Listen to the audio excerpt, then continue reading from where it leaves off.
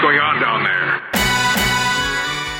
Hello, everyone. Welcome to WTF TFW 589, a special episode that I am calling Aeronautics and Transformers. This episode is evergreen. This episode is going to be about science and engineering and how it relates to Transformers. In order to facilitate that, I have brought in the person I know who knows how make airplanes, Graham Slayershoop, who's been on the show before. Hello, Graham.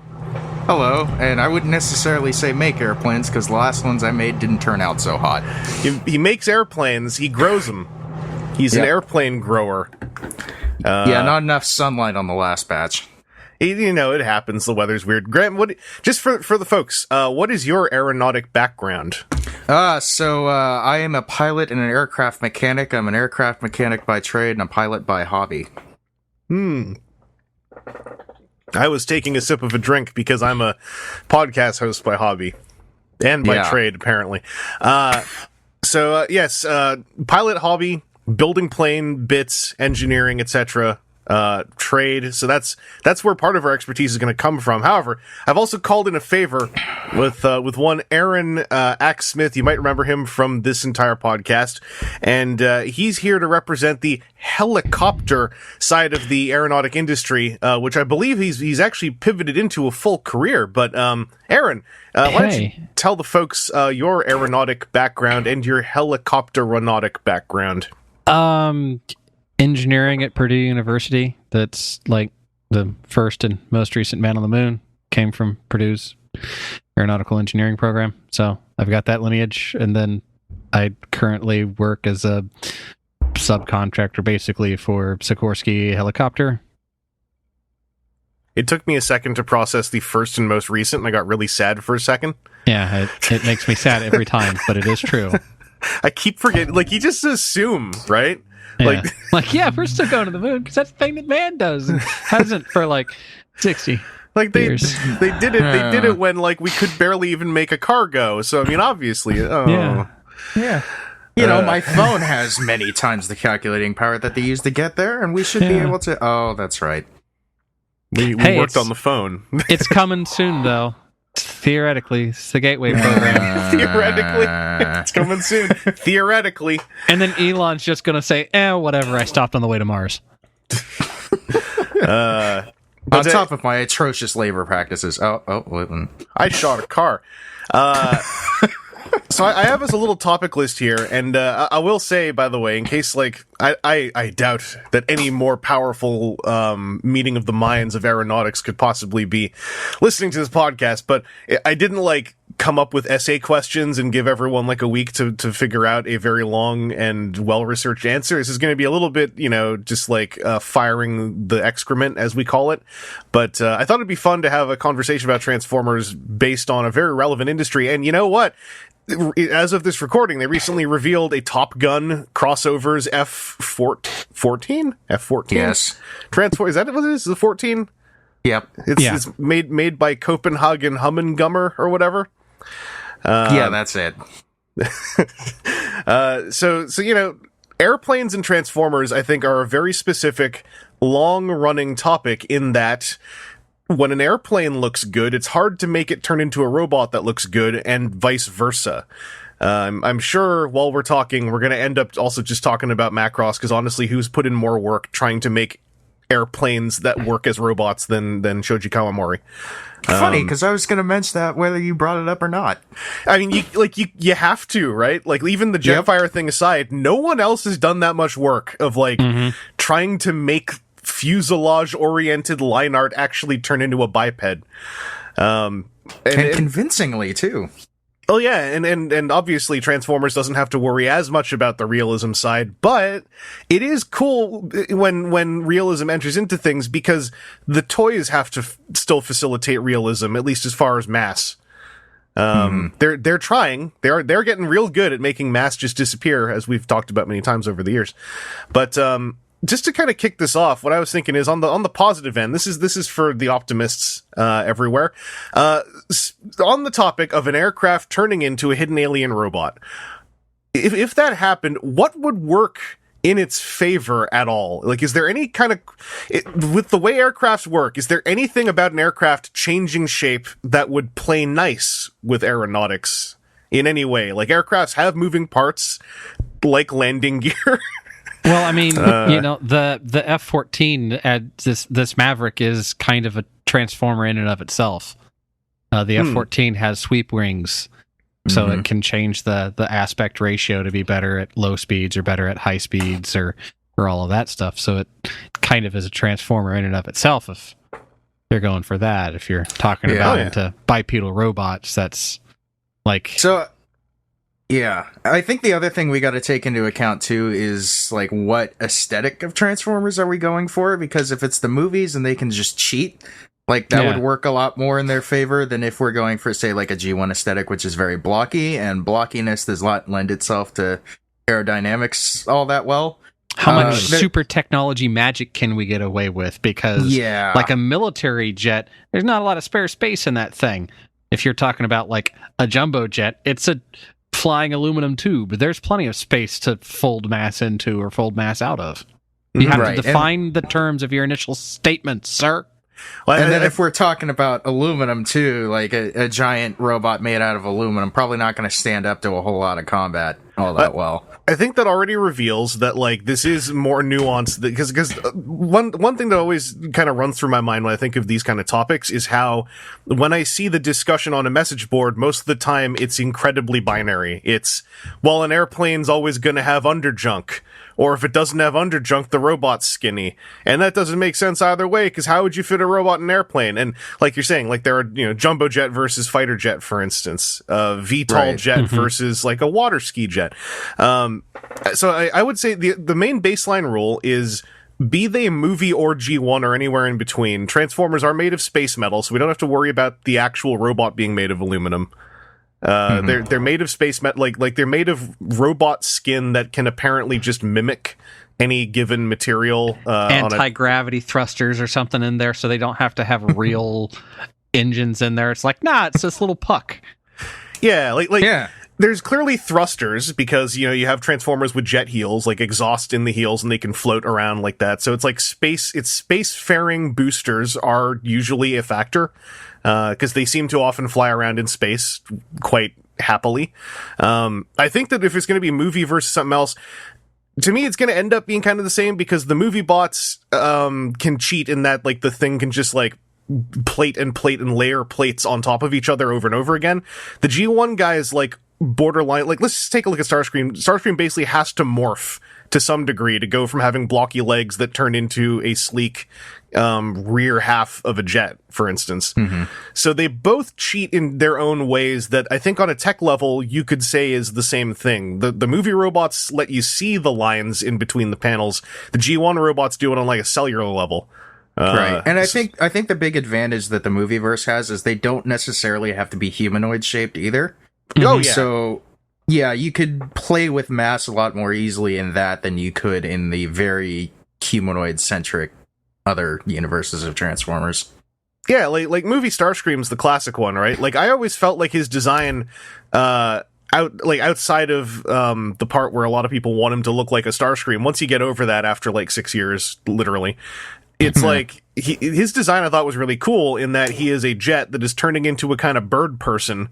And by turning into a bird person, it means they don't have to worry as much about making whole limbs come out of the jet, because he could just have these very, bird-like legs and have more of the jet mass form his upper body and his arms. Yeah, when you're not constraining yourself with an entirely humanoid shape, then you can at least, like, you can have that, engineering discussion back and forth of, like, hey, the jet would work a whole lot better if we just, shorten the forearms by 10%. And away you go. Yeah, and the humanoid shape is extremely inefficient aerodynamically. So you're already throwing that in on top of, and now it has to transform from this aerodynamic thing mid-air into this extremely inefficient aerodynamic thing that's shaped like a human. Yeah. And, you run into all sorts of issues. I was going to bring up the big advantage that being a Transformer as opposed to a suit that transforms to an airplane is that an alien does not have to figure out the locomotion systems, the balance systems, the equilibrium in it, because that's a very difficult thing to do. That's why you don't see very many humanoid robots these days, is because it's very difficult to get a machine to figure out how to balance itself on limbs. So if you're an alien that transforms into an aircraft and you already have that ability built into you, so to speak, then, that's at a huge advantage. Yeah, it's like, like the learning of, like if you try to think, oh, how did I learn how to walk without falling over? And, you can't remember. And Right, I would exactly. assume that works the same for Transformers, as far as going at, say, Mach 1 and then turning into a biped and landing. It's probably that does require training, but, going from a high speed in one shape and changing shape without, going cartwheeling through the air completely out of control is probably just part of natural equilibrium. There's also the stresses it puts on the pilot as well, because if you think about how you're going from percentages 100 to 0 instantly when you're transforming, and you're just gonna have a puddle of goo sat there in the cockpit. That's what I do really like about Kawamori's designs, especially as the years went on, is that the cockpit is always kind of just moving into a central spherical location. So one would imagine is just surrounded by grav inhibitor type stuff, or motion inhibitor things, stuff to prevent the pilot from just turning into paste. Just sci-fi cushion gel that they also have to breathe in order to equalize pressure inside the lungs as to not become chunky salsa. Yeah. Well, I think the one that handled it most realistically in regards to current technology is Frontier, because they had those secondary power suits on inside the cockpit, and we have the technology to at least lessen the forces on people right now. That's what you hear about pressure suits for fighter pilots and that kind of thing, and that's why the Blue Angels and Thunderbirds pilots have what would say a higher level of talent than the other ones, is because they don't wear that pressure suit, and so they have to train their body to resist the G-forces and that kind of thing. But if you have a suit to do it inside the cockpit, then that makes it more plausible than not. Yeah. And obviously, when it comes to Transformers, the other thing that's helpful is that there's still, often a very nebulous sense as to, what the nervous system is going through when they change shape. And the easiest assumption is that it's not traumatic whatsoever. You'll have Transformers fiction where Transformers half transform even. It obviously is painful to half transform. You could think of that as a muscle cramp. But... yeah, it's one of the nice things about Transformers in a way. I do wish, it's been brought up many times. I do wish that there was in some fiction a super deep dive into the tech biology of what's going on. We get bits and pieces, but for an aircraft transformer, I think the other thing you guys mentioned that is worth bringing up is that as far as the realism of the mass, it is kind of interesting that a jumbo jet or a cargo carrying aircraft could actually feasibly get away with it the most if you just imagine that there's actually no cargo space in there. Yeah. And I mean, even if not, too, because you look at something like the Antonov 225 or 124, depending on how big you want your aircraft, and even with the empty space on the inside, there's a lot of space that you don't necessarily see as a crew member, that if we're getting into, alien super organisms here that could be formed out of all of that mass that you don't see, all of the inside bits, not including the cargo compartment. Because you think about it, the Antonov aircraft, they have built-in cargo crane systems on the inside, and there's a huge cargo compartment, there's also a crew compartment, but then you think about how much mass is in the wings, how much mass is in the skin, how much mass is in between the two decks and in between the inside and the outside. Something like that, you could still form a pretty decently huge robot out of that without actually having to utilize any of the interior space being lost. Yeah, when some of those aircraft are large enough that they have gangways up the inside of the tail, or to get to the second flight deck level, it gets big. Yeah, and I mean, thinking back into much older technology of the Spruce Goose, the the wing was so tall in that thing that you could stand up and walk down almost the whole length of it, because Howard Hughes was so fanatical about control that he had mixture controls behind each engine instead of all of them being centralized up in the cockpit. So there was a guy behind each engine when that thing flew the one time. Oh yeah, and funny story about that is the escape route for the guys in the wings was an axe at the end of the wing that you just hacked your way through the wing and dropped out. Yep. So is there anything else on like a positive end you guys could think about as far as like aircrafts turning into hidden alien robots specifically? So I think the whole concept of stealth force from the movies would really lend itself well to them as well. Oh yeah. Especially if, you didn't have to go full humanoid shape all the time.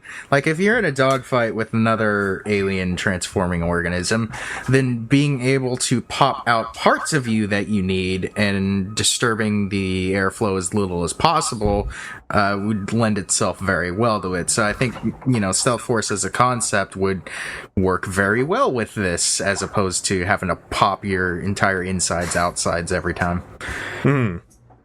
Yeah, like kind of going back to what was said about how the F-14 could move its wings. It's like that, moving parts on aircraft is a feasible, actually existing thing. Like, not huge amounts of them, I'm guessing, but the physical motion of something happening is in existence. I think maybe the more fun topic to bounce into off of this is what would go wrong if an aircraft turned into a hidden alien robot. Because I'm imagining that there's lots of reasons why that would probably go really badly as far as a realism take, without putting all the alien tech into the like if you had equation. people in it? For example. Yeah. I was just going to say G1 Silverbolt and leave it at that. I mean, technically, like, that whole nose cone, at least, the front nose cone, half worth of seats would it'd be on his back. Like, everyone would get flipped around, about, what is it, 3/4 of the 360? I can't remember the number. 270 degrees? Yeah, that's math. Yeah. Like, that would probably be rough. I was going to say the entire meat/metal slab that's sitting underneath the airplane that's supposed to be a sleek supersonic airplane, and that definitely is not. So that's the thing. What would happen if someone made an airplane that also just had one of those robot part boxes slapped on the bottom? Like, what are we thinking as far as if that tried to fly? If you've got a giant slab underneath, there's always the anecdote which applies to the F4 Phantom of add thrust, make it fly. But, that only works so much because physics is a thing. So if you just got a giant... I mean, how do really rockets fast work? Even more thrust.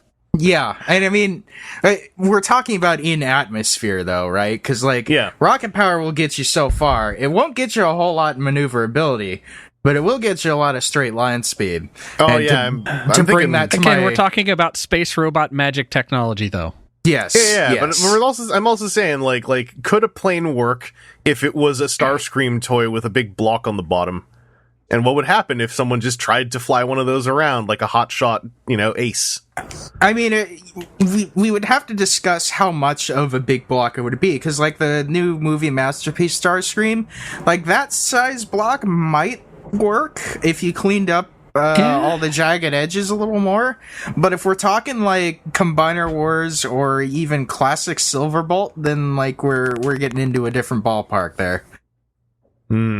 I'm even thinking just Earthrise Starscream. He has a torso hanging out underneath. Given that that's mostly hollow, you'd have an easier time of it, especially if you went into, alien robot got much more thrust and efficient engines than human one.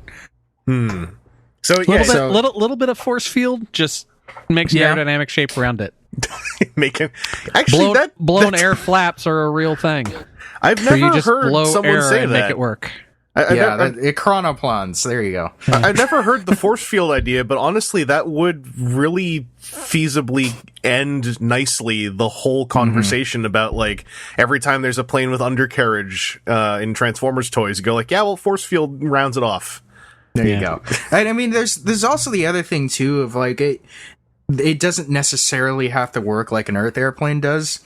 If you think about it in terms of how spaceships work, where they've got smaller thrusters all over it, to be able to control its direction. And at that point, you know, the need of aerodynamics is much less, especially if you have alien organism much better and more powerful thrusters than human ones. Then, you know, the needs of aerodynamics is lessened. It's not gone, it's just lessened. Yeah. All right. Yeah, because really, to me, the biggest conversation about like Transformers plans as far as like negativity is it's always that block underneath. Like especially when it comes to just the toy talk, Right. people seeing the block and going like, that block, and the toy talk is just toy design, and Right. like that's what you got to do because we don't have crazy physics to And I mean, make it work. There's ways you can get rid of it when you're clever and ignoring a toy budget, right? Yeah. Because like even within Hasbro and Takara Tomy, you look at like Pterodive, for instance, Yeah. and that has pretty much no underkibble to it and still forms a humanoid-like robot. So it's not saying it's completely impossible, but like, you know, realizing that Hasbro and Takara Tomy, and to an extent third-party companies too, are constrained by a budget which a actual alien organism would not be.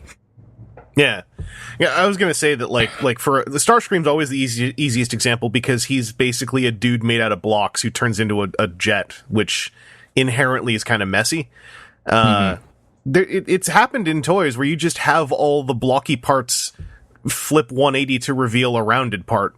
So his robot mode is full of curved parts, and they all basically flip inside out when he turns into a jet, and you've got a curvy jet. Well, and typically you don't see this on mainline Transformers too, but like on some third-party ones, like the Unique Toys Megatron, it's like, you know, you can split limbs in half. You could do all sorts of things to make the profile of something humanoid shaped much smaller in a vehicle mode than it would be, you know, in their robot mode. Yeah, the underblock is obviously like a big part of this kind of conversation. Another one though is like, you know, even taking into account like the part where, you know, an alien robot would kind of train the reflex. Macross is always one I look to when I think about this. An airplane is going forward as an airplane does, and then tries to turn into a biped.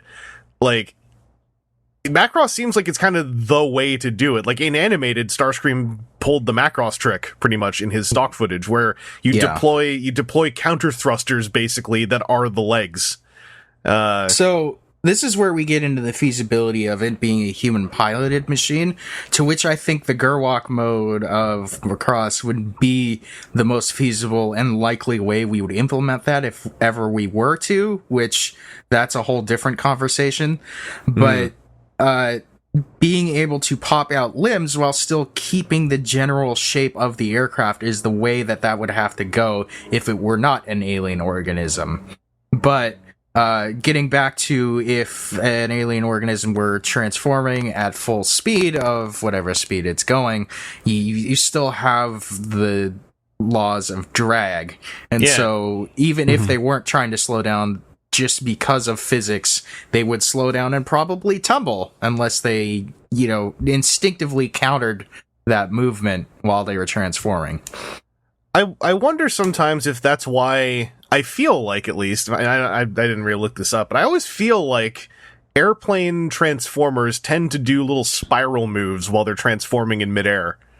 Like, that looks cool. It looks cool, but I wonder if that's also it'd come to, if you were something like a conventional aircraft, you'd come to, like, if as they're transforming, they lose their thrust, you're going to continue on some sort of arc. It's not like, you know, always the thing that very few space sci-fi gets right is, oh no, we lost the thrusters, and then you see them come to a stop. It's not how that works. Yeah. Sir Isaac Newton's still doing his thing out in space. In atmosphere, you've got gravity and drag against you. So yeah, if their jet thrusters end up as their feet, the moment that they're transforming, doing their backflip or whatever, they would, you know, drag slow them down, gravity bring them down until they get their legs underneath them and can then like levitate thrust, Iron Man style. So like that would be a thing like that if it really was. Yeah, because and they've still got the wings and the top, usually at least the wings and the top surface shape of a plane on top of those legs, and like for some reason, like to me, it always makes sense to see them like kind of pull a spin move, because I'm like, yeah, if a plane's moving forward and it starts changing shape, because the way aerodynamics works as a layman, in my understanding, is it's air going over those curved or over and under those curved surfaces. Yes, so Bernoulli's principle. Yeah, so if those surfaces started to like break up and kind of twist around, they're still curved surfaces for a second. I'd assume you'd have a ton of air like moving in the kind of, I'm thinking like a web way, sort of, not a web literally, but like it would be a lot of different micro air paths now going over a lot of different little surfaces. I think a lot of it has to do with where the limbs are coming from on the plane too. Yeah. So for instance, if you've got your arms and the wings, then they would have to probably maneuver themselves one way. If the arms were coming from the fuselage another way, or if they were coming from the nose cone another way. So to realistically have that, for lack of a better term, flourish when they transform at speed in midair, it would really depend on where everything's coming from. And I do want to say also, like, we were talking about planes a lot, not to like bring back the old topic, but like how much of this stuff would apply? I'm assuming that this is a very different conversation now. If we were talking about helicopter transformers, like my boy Dropkick, for instance, like what happens? Helicopters only fly because they're ugly and repulsed by the ground. Yeah. So the moment that you stop looking like a helicopter, you just get sucked towards the ground. So in pilot training, to be a helicopter pilot, you have to practice an engine out in helicopters. And helicopters, planes, they still have the wings, so they can still glide to places. And depending on the glide ratio of the aircraft, you can get so far. Helicopters drop like a rock. I mean, there's ways that you can feather the collective to arrest that. So long as the rotor's still going, it's not quite like a rock. I'm more talking about the experience I have with helicopters is reciprocating ones. So those things, unless you detach the rotor shaft, like that thing's dropping. Well, this is funny to me because I notice most of the time when a transforming robot who is a helicopter starts turning into a robot, like the first thing that happens is the rotor curls up into a V shape. So unless they got thrusters somewhere else, they just go like. They're a flying transformer. They have the magic thruster somewhere, anti-gravity belt that allows them to just hover in place. Yeah, but they don't. If we were to talk about. Well, I was just gonna say, like jet transformers, because of the wings, it's like you can piece together a process, like even in a kind of, glossing over a lot of the science, you can piece together, it's an aerodynamic plane, and now it's kind of not, but it has kind of wings, so it could maybe kind of glide, and now it's a robot. So a helicopter would be its primary means of why it's not falling, just folded up. Oops. And then it hits the ground. Again, that's where we get into it's made out of transformium, which is actually anti-gravity. The exact same density as the local air, so it's naturally buoyant. So the blades rotating is just part of the in disguise. I wonder if... And they just have small gas thrusters that lets them maneuver as if they were a helicopter. I wonder if that's why, like, our boy Blackout, like, I don't remember him really transforming, like, anywhere higher than about 10 feet above the ground. I don't think he did. And maybe that makes sense, is because it's, the moment he transforms, he would just plummet. And so he's going to want to be like less than 20 feet off the ground, because then at least it's not like he's falling that far relative to his height. Now, this might be a hybrid, but our boy 2007 movie Incinerator, that's a different story. Oh, which one was Incinerator? Oh, he's the double helicopter thingamadoo. Yeah, the V-22. Yeah. Where his arms are just the rotors. Yeah. Because he could just leave them in helicopter mode while the rest of the thing transforms. I'm assuming then, so if a helicopter is flying and everything except for the rotor changes shape, does the rotor care a lot? Well, it depends on what kind of helicopter it is, because if it's a twin main rotor design like that, then it should be fine. But if it's a main rotor and tail rotor design, and he puts the tail rotor away, unless he's got it sticking out the back, then then you have a bunch of torque. Yeah, that's why you need Sikorsky's Boeing Sikorsky's new Defiant, where they're coaxial rotors. Oh, Dude, we're gonna get stick on top of each other. Aaron, I swear I will go off on Boeing, and we don't want the podcast to devolve into that. Where can I get me one of those in this our ad break moment for all the folks who want to buy helicopter parts? Be a government that wants to dump a bunch of money into a program instead of buying healthcare and education. What? So I just got to don't talk politics one of those... in the thread. Don't talk politics in the thread. Oh yeah, you're not allowed to talk about that in the thread. But this isn't the not thread. At all. Nope. We have privileges. Well, I'm just thinking like the tail rotor thing's actually pretty funny because it's like, yeah, that kind of throws the whole idea off. But yeah, Incinerator is like, he's got those two rotors. They just stay there while all the stuff attached to them changes shape. And then by the time he's done that, he's probably fine to turn them off and just land. Or just keep hovering around holding his arms out. And just like bicycling his legs. It's like, I don't know what to do from up here. I'm doing little coming air down. kicks. Well, that gets into the thing too, because like a lot of helicopter transformers tend to use their rotors as a weapon. Like, no. Okay, yeah, let's say that I have a normal helicopter rotor and it's attached to my forearm. All right, what if I try to saw blade someone with that? What happens to the rotor? If it's made out of human materials, it would snap. Well, depends on the era.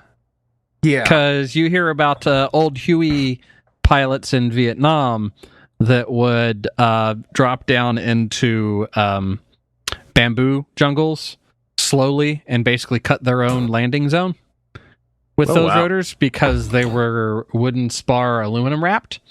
Yeah, but that's also so they were plant material. They were very robust and plant material. Yeah, now they're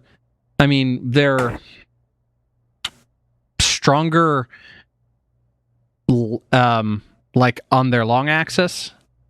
Like before, it was just like, we're just going to make it dense and heavy. And as blade design has changed, wow, this gets into a place where I get to have a Transformers talk, but have to remember about classification and stuff. Right?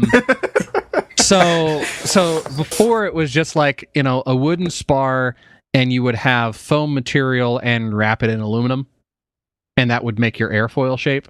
Mm-hmm. Now they have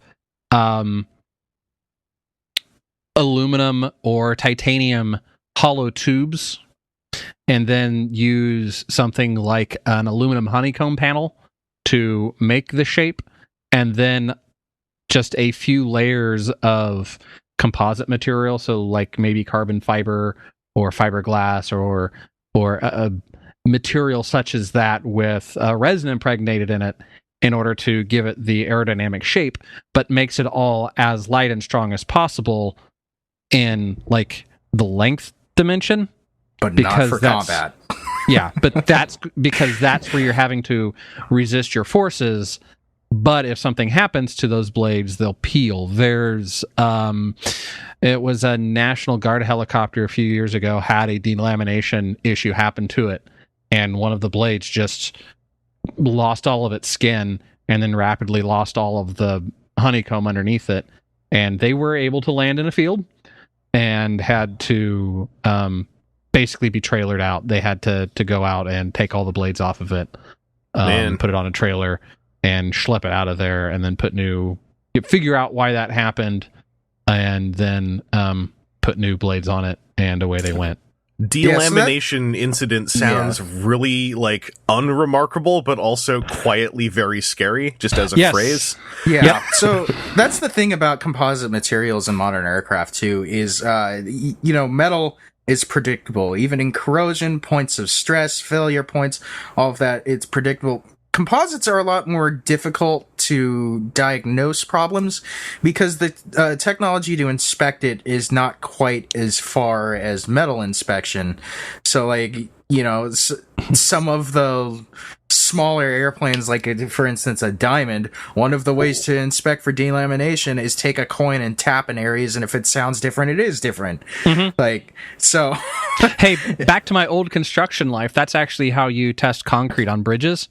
Is you have about a 10-foot long length of chain, and you drag it behind you, and you listen for changes. Yep. And any place where it changes is because the concrete has itself like separated from the bed underneath it, and then you come in with a piece of rebar or a hammer and you tap around until so when it goes from like a thunk thunk to a tink tink, you start to find the edges of everything. Yeah. Because we don't have a better way to do it other than super expensive like X-ray Ultrasound. platter beds or road-size ultrasound machines, or the weird, what was it, Jurassic Park, where they rolled up with the thing that they mount in the ground and then fire off a shotgun shell at the ground and listen for the echo. There's kind of a solace, though, that I take in the idea that, like, the tech of drag a chain until it sounds different actually works. Because it means, like, if the satellites come down, we don't need them and all our fancy tech to, like, make sure the concrete works. I mean, I saw a very neat mechanics trick the other day of somebody was trying to find a specific area in a piece that there was grinding coming from it, and so he had a wrench extender, put one end of that on the gearbox and put the other end of it on his ear, and was able to move it around and use it like a stethoscope. That's fascinating. Because that's just science. Yeah, in its rawest form of like, hey, it transduces sound, and so where it's noisiest is the closest to where the problem is. That's why I think it's really funny that, like, most of the time when Transformers make noises, like in G1 when they take steps, they sound so awful. Because it sounds like it sounds like a bag of light metal, like, lightly tapping on the floor. And then whenever, like, in other series, like, a human, like, goes tunk tunk on a Transformer, it's, like, always a really hollow ringing noise. And I'm like, what's going on in that poor thing's body?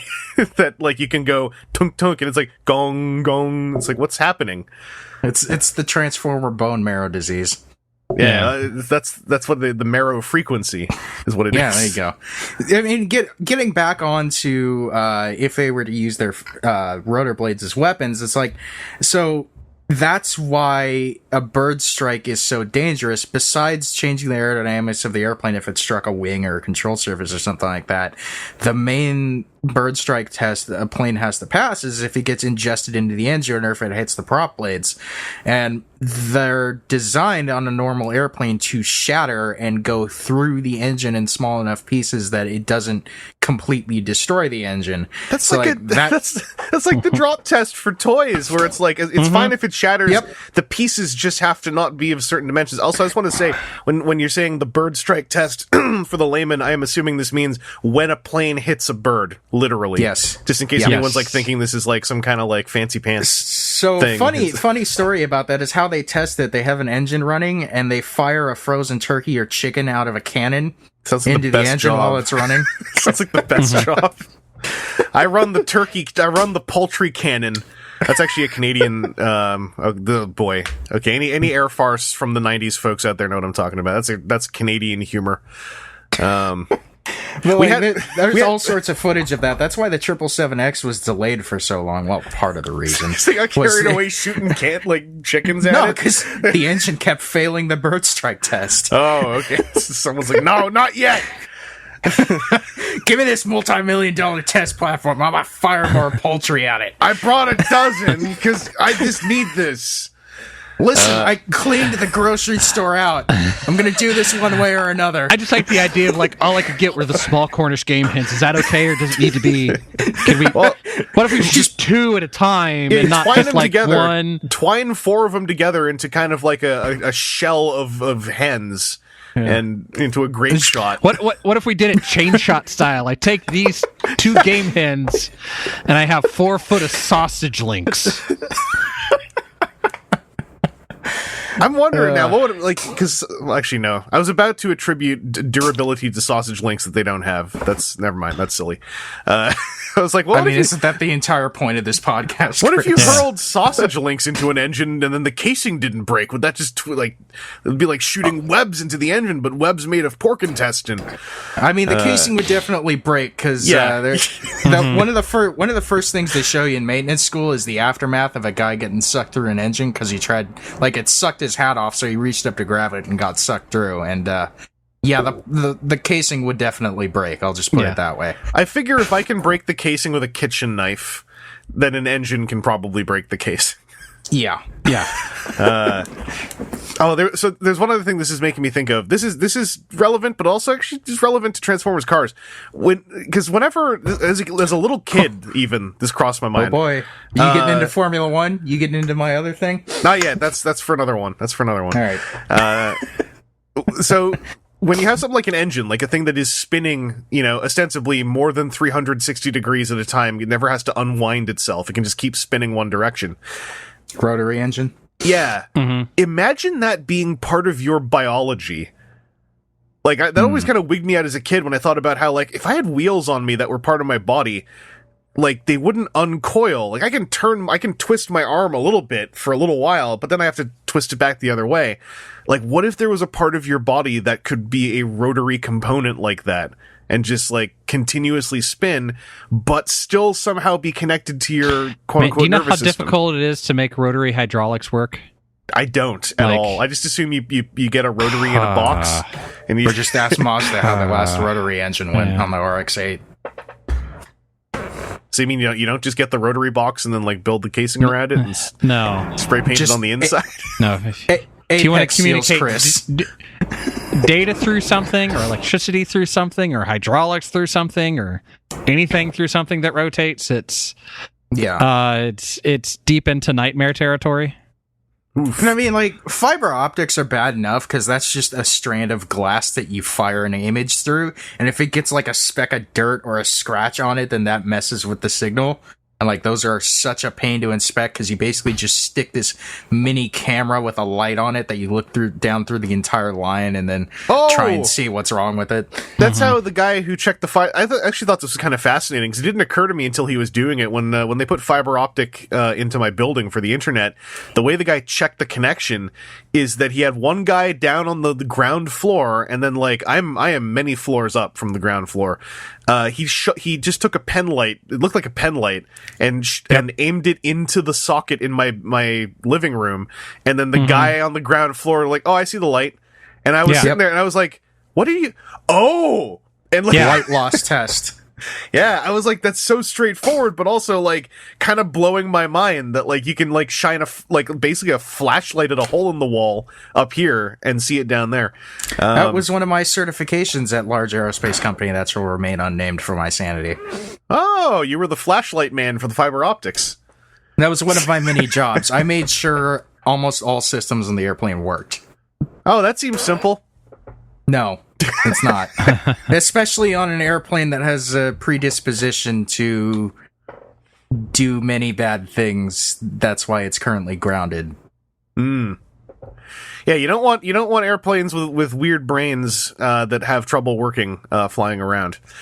That's the sad thing is, like, even my phone probably has more processing power than that 37 because they use really old computers because they're reliable, but the processing power is next to nothing on those.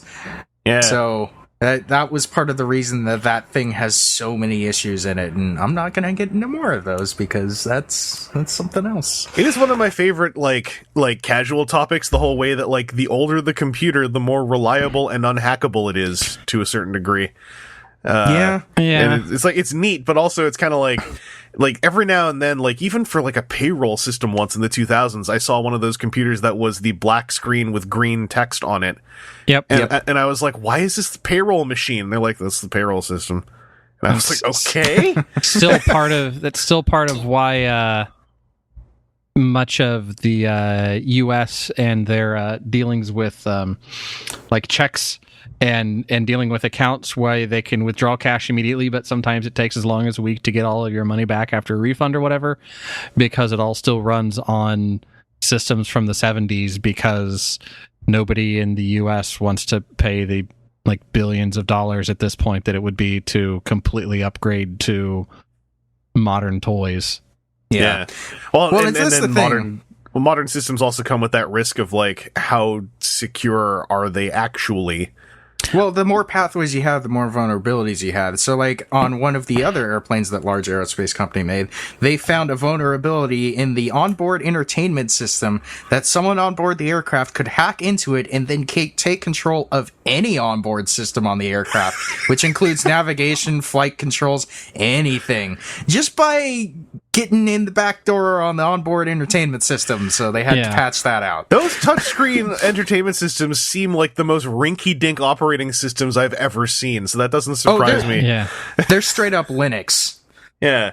To tell you how the sausage is made, they are straight up like a very old version of Linux that control like the lights, the onboard entertainment system in there, the environmental system, all that stuff. Like the majority of those airplanes, it's a very old version of Linux, which is hilarious. That would make one of my old comp sci profs very happy. Kind of bouncing around here a little bit. The one other, I had kind of three main topics, which is like what would work, what would go wrong. This one gets a little bit nerdier, and we haven't really been nerdy at all this podcast. We've been very professional, not at all, and engineering wise. For you guys, because Aaron, I know we've had these conversations before about stuff like, with Blackout, for instance, when Studio Series Blackout dropped, and it was kind of like, oh, I want that because that's relevant to me. When it comes to transforming toys, what titillates an airplane smith? Specifically, like for you guys, like when you see Transformers or non-Transformers, even like Macross and stuff, is there ever a time where you see something that specifically tweaks your aeronautic sense or your engineer sense in relation to your actual job, where you're like, oh, that's actually really cool? So for me, like the pinnacle of Hasbro or mainline transforming robots is still Pterodive. Like that thing, that mold to this day is still amazing. The way that they were able to pull that off. And just the way that the fuselage folds up, the way that it's a very, very clean alt mode, like that's amazing. If we're talking Macross, then like the 31, that thing is, especially the DX Chogokin VF31, that thing is incredible, and I maintain still one of the best transforming toys that has ever come out. The way that it very cleanly deals with the arms, and the fact that it has separate panels that are solely there to clean up the aerodynamics of the arms, and the way the fuselage folds up and still keeps the pilot in a position where they're facing upright. Everything about that and the way it was designed, like that is some top shelf design work on that thing. And it's also the DX31, for those, like, if you want to look it up, basically the Macross Delta plane, the main one. Yes. That is a toy that I think any Transformers fan who likes jets should get a hold of, because it does all this stuff. Good luck, though. And there's also that. But it does all this stuff, and it's actually nice to handle too. It doesn't feel like a fragile assembly of things, and it looks like it should. Because like kind of to illustrate what he's talking about, one of the things I like about it, just as a total layman, is like not just keeping the cockpit central and upright, but also like you have the back half swinging underneath in an arc, and then the top half swinging overhand in an arc, in a way that, like, visually to me makes sense. Like, it feels like the plane is rearranging around a cockpit that is still moving at the same speed the whole... Like, it's like the cockpit is if the cockpit's a bullet, it's not getting meddled with. Everything around it is moving around it. In a way that makes it feel like... It feels like it makes sense. I remember the first time I saw how the arms worked on that thing. I immediately went, well, I have to have that now. Yeah, the arms do a great trick to flatten that. And also, like, aside from hand swaps, like, no parts forming either. And the arms do a trick that any other toy would parts form. And somehow they don't have to. Well, that's the thing, too, is, like, even the weapon pod on that thing is well thought out to where it stays completely out of the way. In jet mode, to where there's even panels that smooth out the aerodynamics of that weapon pod in jet mode, and then it swings up and becomes available in robot mode in a very convincing way that, all things considered, for something that transforms like that, would not be too complicated of a mechanism, and complication adds weight in airplanes. Oh yeah. And I mean, if you look at what the robot mode for it, or the Batroid mode, looks like, the other thing that thing does so nicely is, obviously it's a slim robot, but like it doesn't come off borderline skeletal. Right. In a way that, like, kind of touching on that Top Gun Maverick figure, like, when people have been kind of dunking on the thing, I think one thing that doesn't help it is that it's not just slim, but, like, due to the visual effect of being kind of just one color mostly, it comes off looking like a naked, thin skeleton in that robot mode. And the 31, like, just skirts around that only just. It does not look bulked. It still looks very thin, but, like, just under that line. Yeah, it's like a runner's build. Yeah, which realistically, if you think about an alien transforming organism that transforms into a fighter jet, that's probably what it would end up looking like, is something very svelte, because you don't have a whole lot of mass to work with in a fighter jet. So if you're going to transform into one, naturally you're going to be of a smaller body type. The other thing I really like about the 31 as well is that if you go from jet to Batroid mode, the legs, which are the entirety of the propulsion on that thing, do not break up the entire time they transform. So realistically, you're not folding an engine in half to transform the thing. Yeah. Yeah, those things are still, like, they're two separate thruster units that are attached to a knee joint, basically. Yeah. I'd also want to say, actually, a lot of these qualities are why I don't really mind that Maverick thing as a concept, because, like, I saw it on Twitter. I think it might have been Wasp Shot on Twitter was saying, like, that it makes more sense for Transformers to be thin when they're jets, and I'm like, yeah, it's not unfortunate, but it is, like, I think that a lot of perception has been colored by the fact that for a lot of people, the first jet Transformer is the Seeker design, which in a way makes no sense. In a lot of different ways. In a lot of different ways. I don't know. I mean, the thing a lot of people don't realize is fighter jets are pretty stinking big. Yeah. But, like, they're tall, they're wide because of wingspan, but, like, there's not a whole lot of mass besides, like, there's no girth to them. They are very much like panels shrunk wrapped to the necessary components and nothing more. And that also, not to, like, jump back a little bit, but the one other thing that just crossed my mind is, like, that's part of why I like Blitzwings so much, is that he's like a MiG fighter that also then turns into a tank. And it's like, what is going on? That MiG is a hefty boy in real life anyway, so, like, if it's gonna be any jet fighter, that's a lot more plausible than others. Yeah. Still, it's like everything I've come to learn about, the aesthetic and the heft of a jet is, like, it has nothing in common with a tank. Yeah. I think that's why they I like tried to make so a much. flying tank at one point in World War II, and it didn't turn out so well. Did it actually get to fly? Nope. Oh.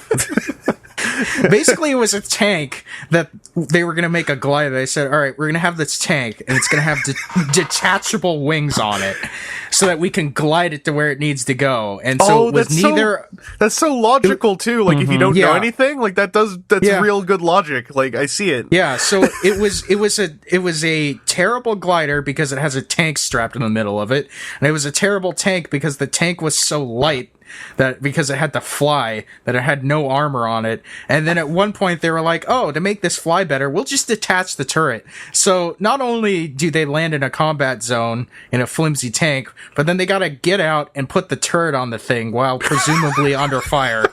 Yeah. And then go from there. I was assuming that, like, the only test, because it's a glider, I thought the story was so they pushed it out of a plane and it didn't glide, and that was that. No, the test that they were going to do was to tow it behind an airplane.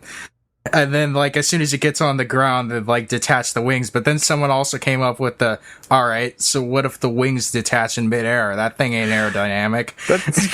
Yeah. What if the tank just disassembles itself in midair? The wings come off, the turret comes off. Hey, well, man, you think of, that's also all in that fun, like, World War II, I don't know, let's just try it. Just look up anything Blom and Voss. Yep. Really. Asymmetric cockpit. Okay, we're going single engine aircraft. Okay, so you put it in line with the cockpit. No, you put the engine on one side and you put the cockpit on the other. Well, like a B-wing. Yeah, kind of. Not quite. Not like the extent. Not like the extent of the wing, but if you imagine, like, the whole length of the wing, and you go like 40% down the way, you have an engine, and then 20% is like an interwing thing, and then you have like a forward mounted cockpit because you wanted the maximum pilot visibility, and then the remainder of your wing, and then the body of the aircraft comes off of the cockpit, but then it has like a asymmetrical T-tail in order to try and bring balance to everything. It sounds like something that just spins around and goes in circles. There you go. No, that's a different Blom and Voss one than the one I'm thinking of, but similar. But also, it illustrates the point. Yeah. Graham just shared a photo, and it's like, okay, imagine a normal plane, but then you just stick a pile of junk on part of one of the wings. Yeah. So that's the thing that's going to give some OCD people quite a bit of eye twitch too. Is a lot of people don't realize this, but every single aircraft is asymmetrical. There is no airplane that is perfectly symmetrical. Yeah, I did not know that. I assumed that symmetry would be a more necessary. Oh wow. Okay, so I don't know if this actually can be answered quickly, but if you could answer it quickly, why is an airplane not symmetrical? So it really depends on the aircraft. A lot of them, it's because there's flight instruments on one side of the plane and different flight instruments on the other side of the plane. Yeah. For other planes, it's because you have, like on single engine propeller aircraft, you have what's called the P factor or propeller factor, which is because it's spinning one way. You know, you have those forces acting so it'll pull the aircraft one way. So, for instance, there was an Italian fighter in World War II that one wing was longer than the other one to counteract that factor, so you didn't have to put in opposite control forces on the airplane to counteract the P factor in it. Mm-hmm. So, man. Yeah, there's all sorts of different reasons. They're generally not as bad as Blom and Voss. Like, I mean, this thing looks like a disaster. Like, yeah, like this the looks funny like... thing is it worked really, really well. That's the funny thing. Oh, it's crazy, because I was going to say, this looks worse than what people call out on Airplane Transformer Underjunk. Like, if this was a toy that was released and that was the alt mode, someone would be like, why is there an entire pod just stuck next to the fuselage? This is stupid. Couldn't they make it clean up better? I'm actually really happy that this one works, because I kind of like it. It looks like a mess, but I kind of like it. Like, because it's not just that there's like a lump on like one of the wings, but it's like even the friggin' tail fin is funny looking. Like, everything about it looks like it should tilt over and or just tip over. Yeah, if you go down the rabbit hole of really weird aircraft designs, there's some kooky ones out there. And I want to see a Transformer turn into this thing now. Right? Like, you could do a lot, you could do a lot with that mass of that lump. Like, that lump would actually kind of let you get away with a lot of stuff. Yeah. Man, we gotta get this to Mr. Transformers to make sure that he knows there's all these other designs they could be doing that are not F-14 derivatives. And hopefully they don't exactly copy it, because that was a plane used by Nazis. Yeah, just don't put the Iron Cross on it, like, maybe to start. Yeah. Maybe not the swastika on the tail either. Yeah, there's another one. Oh, Aaron, that one is so weird. That just looks like someone built half the plane on one day and then really sleepily built the other half, like, 2 days later. If you'll notice, that's a tri-motor. What the hell is going on? Why are this is the Blom and Voss BVP111?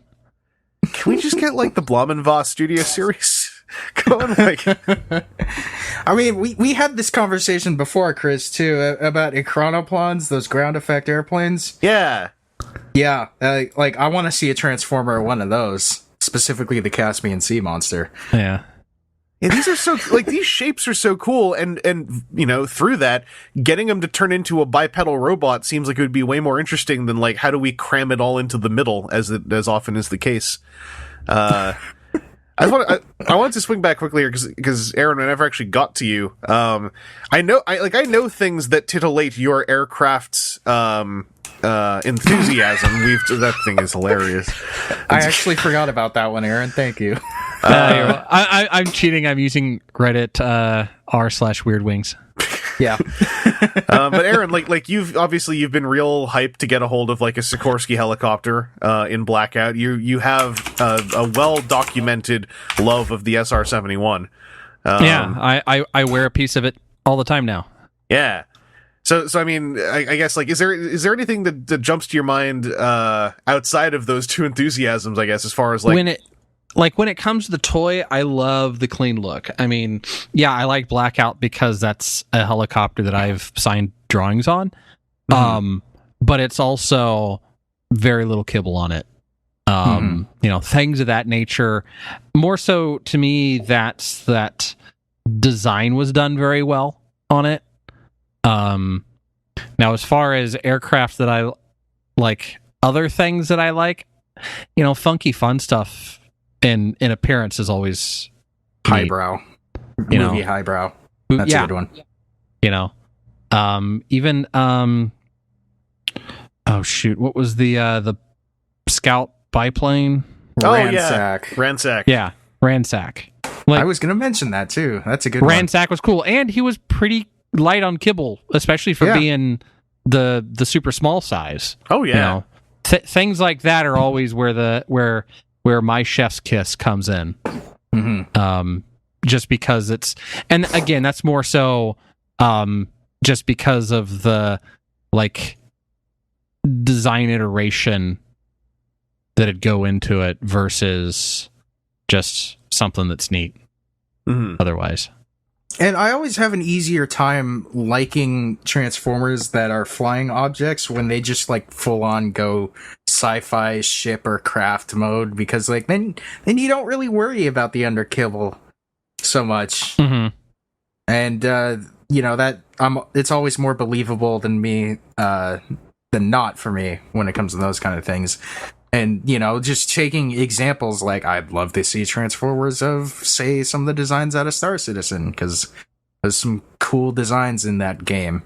Yeah. That may or may never happen. That's a different conversation. Oh, yeah. I mean, that is part of the reason why I'm always actually all for Cybertronian alt modes, as long as they really go for it, because you can get, a flying wedge makes sense. The sweeps... the 2013 version of the sweeps especially makes sense. Or the Megatron, the big Delta Wing Megatron. Yeah, or even movie 5 Megatron. Last Night Megatron. Excellent design. Kind of wasted, unfortunately, but that's just a good space jet. Because I was gonna say Slug Slinger is one of my favorites, actually, because he's not an airplane and he's not a space jet. He's somewhere in between, where he's someone took two airplanes and then made them into a space jet, but didn't really do anything to the fronts of those two airplanes. They just kind of left them on there. Right. And I mean, that's another thing too, is I can ignore flaws in a jet mode if it's got a really good transformation. So Titan's Return Trigger Happy, for instance. That transformation is amazing, and I could overlook a lot of the kibble on that thing, and also partially because it was a space fighter, but and that I was gonna say that's also a thing worth noting, is that once you get into these space fighter, the 1987 onwards, 86, 87 onwards aircraft Transformers, it's also a little bit less this kind of conversation is less important, because they and that's actually where to bring up the dead horse, but that's where the fun conversation about Siege Mirage can come in, is he doesn't work as a car whatsoever. But that's what he looks like when he's on some alien planet, where I guess that's how cars work. He's having a giant block stuck on the back with a little tiny foil on the top. You bring this up every time I'm on an episode, Chris. I'm kind of prototyping he in my head. He has post it next to the monitor. I'm prototyping in my head another version of this where we talk about car aerodynamics.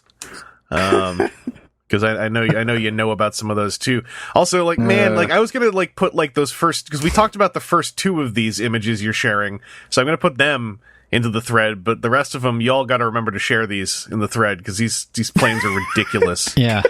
That's just Lugnut. Oh, so many. That's just Lugnut. Yeah, that's old 1930s Lugnut, basically. Yeah. Yeah. Oh man, I forgot how good Lugnut is too. The classics one where the wings are just the arms. That stuff's good. That stuff's good. For instance, that's a good way to deal with airplane mass, is to fold the wings up into arms. Yeah. Like, that thing had no underkibble either. It's a very clever use of space on him. I mean, granted, he had the back half of the fuselage hanging off of him in robot mode, but to me, that's less egregious than having an entire robot hanging off of you in vehicle mode.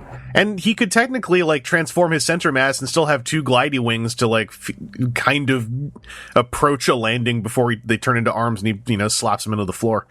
Just have him do the little flap as he's trying to stay in air. Yeah. Anything else aeronautics-wise you guys want to throw in here? I think we got a real good, solid hour-ish of stuff going. I can't think of anything else specifically off the top of my head, but anything else you guys feel you wanted to throw in there, or are you feeling like we hit it? I mean, until someone rips the Band-Aid off of expletives in this, I can't say what I wanted to about Harmony Gold. Yeah. Oh, I mean, they don't Well, matter. you just say Harmony Gold, everybody understands. Yeah. Also, Harmony Gold... Although, thankfully... Hasbro did finally stand up with them, a couple years ago. Yeah, with that Jetfire, and would do with something. Jetfire and said, no, you do something. Oh, wait a second. It actually turns out the way that Japanese licenses work, you don't own the license to the thing that you thought that you own. Do you want to keep going? I was going to say, here's the thing about Harmony Gold. They are relevant to a lot of topics. Aeronautics, not one of those topics.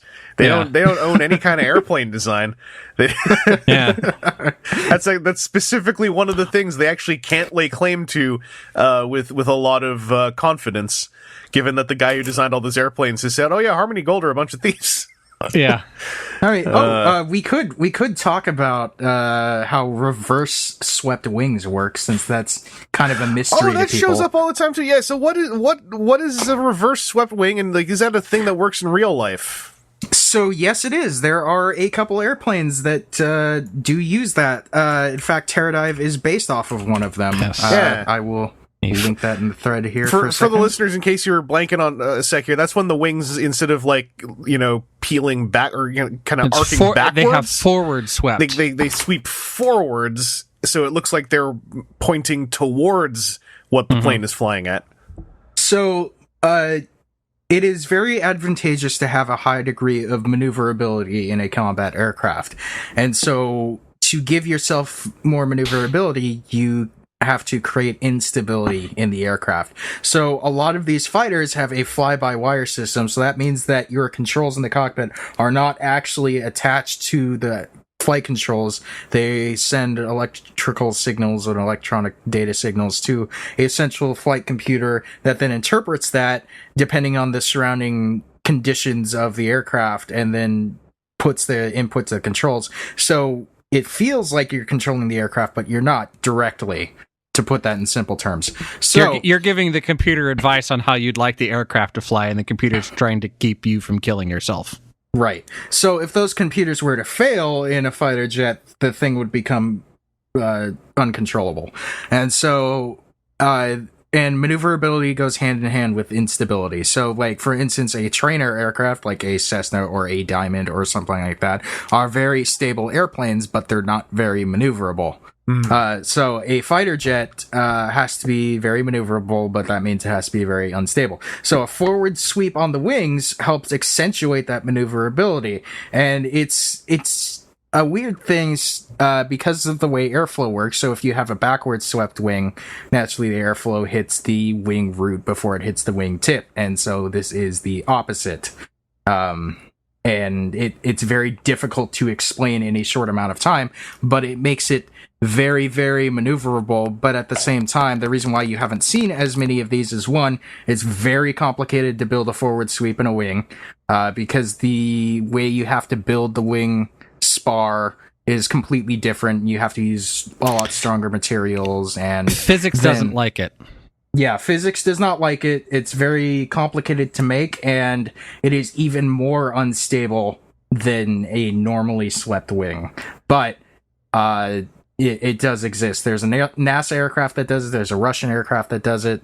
I think that's it for right now, because no one has come out with a production aircraft with forward sweep, as far as I know. I got to imagine then, if going to the fiction side of this, like, if that was your body basically, and you had the advantage of like a wing shape that challenges physics, and rather than having to work with a computer design to like make the thing try to not, kill you, that was just part of your physicality, and like it's your brain that is reacting with however, the winds are affecting you. Like that would be really neat. That makes a case for forward swept wings and Transformers. Yes, and that's why the 31 has it as well, is for the maneuverability. I'm trying to find a picture here that will really break your brain, Chris.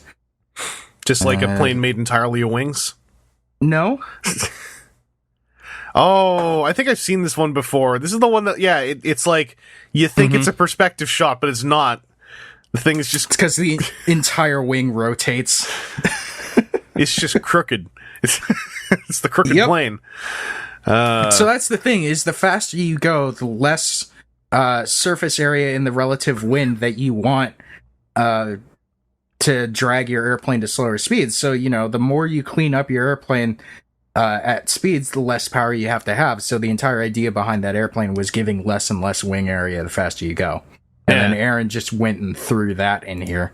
Yeah, it's a helicopter with two sets of wings, and the propeller looks like it's made of wings.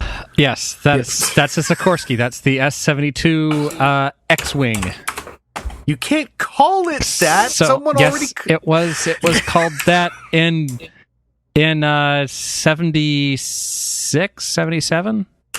I don't remember when Star Wars came out. Yeah, so the idea on that one was takes off as a conventional helicopter, and then the wings or the rotor blades stops rotating in flight, and then uses blown air through the leading edge of the blades in order to fake an airfoil direction in the correct way, and then go for forward flight. This all seems terrifying to me as far as like a single thing going wrong. Yeah. That's pretty much why those designs didn't do a ton. As long as everything goes perfectly right, this thing's going to be awesome.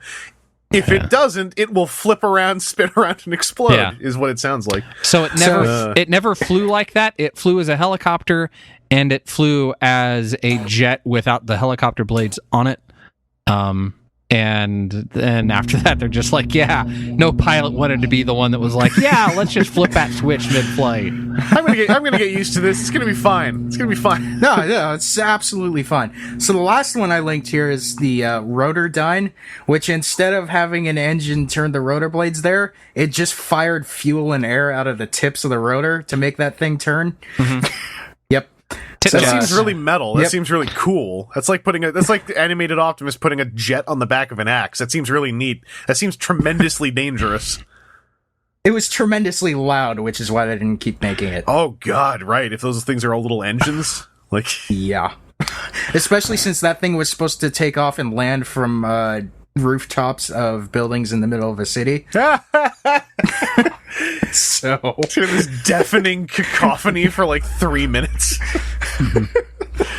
Well, we'll have to remember to link all of these. Well, you know what? At least that's why we have a nice dedicated little Discord chat. So they're all going to be here forever. Yeah. So we can go. We'll just list all the Blom and Voss stuff right off the bat that Chris got excited about, and then you go, it's clear he's part German.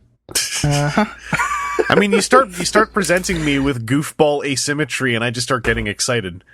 Because I mean, that's all due respect, that's also what I call these is goofball asymmetry. Like, here, you want a symmetrical Blom and Voss one? There you go. Though that's kind of cute. It looks like a chest plate. That looks like the TFC Toys chest plate robot they made up for Superion. Yeah, a little bit. Yeah. Yeah, like it's just a wing with a cockpit in the middle. I think that's more or less the bulk of our little aeronautics podcast. I hope you all enjoyed it. Let me know if you dug this kind of topic. Hey, thank you guys for joining me for this special aeronautics episode of WTF TFW, where we never did the thing and said more like aeronautics, because I might just fall out of the spinning chair for that joke, Chris. That's the anime fall out of chair moment. But yeah, I hope, dear listeners, as I said, prior to this, I hope that you enjoyed that kind of, I'm not going to say focused, but I'm going to say semi-focused discussion. I thought it was neat, and I don't have like a litany of those things built up in my head. This is that one is one that matches with some folks I know. So hey, I hope you had a good time. And hey, Graham, thank you for coming by again. Oh, my pleasure. I might poke you at some point about race cars. Oh, that's going to be an interesting one, because I just know you're going to find many examples in Transformers history to make my brain twitch. I mean, I just got one right over in a what is it, the power chargers. I was trying to clean up the chrome on one of those like last year. He's still in a drawer next to me. He's a guy where the front of his car. No, that's the jet one I'm thinking of. One of them's also a car. But I'm thinking of the jet. I mean, yeah, there's the aeronautics side, the jet one, where the nose cone is his two arms clasped together over top of his head. Yeah. But yeah, now you can get me started, since the Formula One season finally started, and I'm full on in that mode, so you can make my brain twitch even more. Well, then by then you might have your, or at least you'll be one step closer to having your entire car in your apartment. And but yeah, thank you for coming by and lending your expertise. Aaron, thanks for joining us to lend your expertise as well. Hey, you're welcome. I had a question for you, actually. I forgot to ask. Okay. Which is bouncing off the topic of using a helicopter rotor as a weapon. Is it at all feasible to fly a helicopter sideways like a giant saw blade? Depends on what direction of the saw blade. Like you mean rotated on its central axis like 90 degrees? Yeah, just so it's like you're a big flying saw blade. It's just like anything aeronautics not sustainably related. Like, yeah, you can get some pretty high, like up on the side for a little bit. You could do that, and that's sometimes how they like can bank off. If you got a lot of control, you can. It doesn't like to do it because reasons, but yeah, if you go into like a 1G turn, you can physics it for a bit. Flying straight edge sideways, not quite as well as like you can with an aircraft. It seems like a way to deal with infantry would be to fly a helicopter at them, so you just chop them up with the propeller blade. No, the other way, the way that you deal with infantry is the big guns that you have hanging out the side doors. But what if you're an honorable swordsman and you don't want to use projectile weapons? Well, you're not using a sword anyway. Then the infantry on the ground will use their projectile weapons at you. Well, Chris, I'll say this. Like anything else in aeronautics that is based on one of your crazy ideas, temporarily it's possible. Yes. Oh, so all right, so I'm onto something. Good. I should hit up my boy Dahir Insat, get that thing built. We never brought up Dahir Insat this whole time, so I had to throw one in there at the end.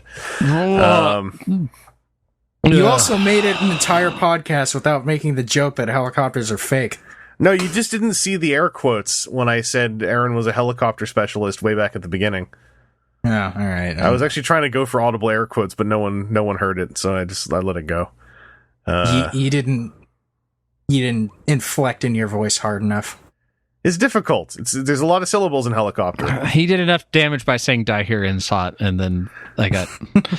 I love what that did to you. That was just amazing. Dahir Insat is a gift that keeps. It's a gift that keeps giving. It's almost as much as the "is it cake." That's some Transformers I also want to see. That's another crossovers I want to see. The Dahir Insat Transformers line. Where it's like they also, in forming a robot, they're trying to do some kind of complicated limb combination that just doesn't work. They just kind of slap into each other like a wet noodle and fall on the ground. Then bounce off of each other because there's no interlocks, and then there's just like 4 robot limbs and a torso lying in a pile, being pulled by a train with a tether on the back or something like that. Well, anyway, as I said, thank you all for listening, and hey, take it easy. You know, we are continuing on through a very strange year, and definitely the podcast. Boy, howdy. The podcast has also certainly been in a strange state this whole time, but whatever, we're all still doing it. So, you know, stay safe. That's the main thing. Stay safe, keep your head down, don't take risks if you can avoid it, and if you are in a job that is requiring you to take risks, I hope you can, amongst your workforce, level some action, like, say, a teacher strike. Wear a mask. Yeah, wear a mask, but also, like, for example, let's say you were to want to participate in a teacher's strike. I certainly hope you're able to do that because you probably should. Yeah. Safety's the key. So, Yes. Until next time, we'll all talk to you later. What the fuck's going on down there?